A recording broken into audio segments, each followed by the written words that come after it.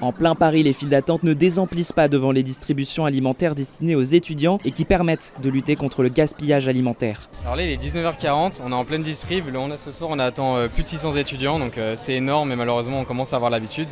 Mais voilà, donc 600 étudiants qui attendent Linky pour pouvoir manger toute cette semaine. Alors là ouais, c'est les stocks, en fait pendant toute la distribution on remet des stocks sur les tables pour tous les étudiants et à manger, il n'y a jamais d'étudiant qui est parti sans son colis. Alors là il y a 2 files, c'est ça? On commence par les légumes? Ouais, alors les étudiants ils s'émargent, ils se sont inscrits au préalable sur internet, ça prend 2 minutes pour s'inscrire. Il n'y a pas de condition de revenu, on est ouvert à tous les étudiants. Alors là on a les fruits et légumes. Donc tout ce qui est navets, salades, poireaux, tout ce qu'on a récupéré. On a des pommes, on a tous les produits secs, donc pâtes, riz, sauce. Ensuite on a les produits frais, donc ce soir on a des plats préparés, les salades, tout ce qu'on récupère chez les restaurateurs. On a aussi les sandwichs triangles, voilà, donc végétariens, donc adaptés pour tous les régimes. Et là on a toutes les viennoiseries, donc tous les bons boulangers de Paris, on récupère leurs invendus et on les distribue le soir même ici, dans le 20e. On a de tout, on a eu des fruits, des légumes, même des petits sandwichs pour si on a besoin de manger un truc rapide, même parfois des produits d'hygiène, genre pour les menstruations, des choses comme ça, donc il y a de tout. Des aliments simples et naturels, Oui. enfin, vraiment pour qu'on mange bien et c'est important quand même. Parce qu'il y a vachement ce cliché-là d'être étudiant et de manger mal, de manger des plats préparés. Donc là, vous avez les pâtisseries, on peut voir des bananes, les plats préparés, de la salade, des tomates, des bananes. D'accord. Voilà, Sandwich.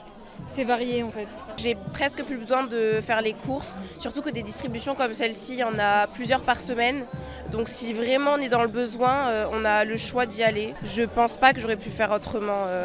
Si d'autres étudiants n'ont pas souhaité témoigner, certains ont participé à une étude de l'association. Plus de 70% des interrogés ont un reste à vivre de 3 € par jour. Moi j'ai repris l'université et c'est vrai que ça se ressent en fait que les étudiants on est en galère parce que moi-même je suis étudiante en L2 donc c'est vrai qu'on est beaucoup en galère, on n'a pas beaucoup d'aide et avec l'inflation, les prix qui augmentent, c'est pas tous les jours facile. Le nombre d'étudiants qui viennent chaque jour récupérer un panier, c'est vrai que ça nous touche.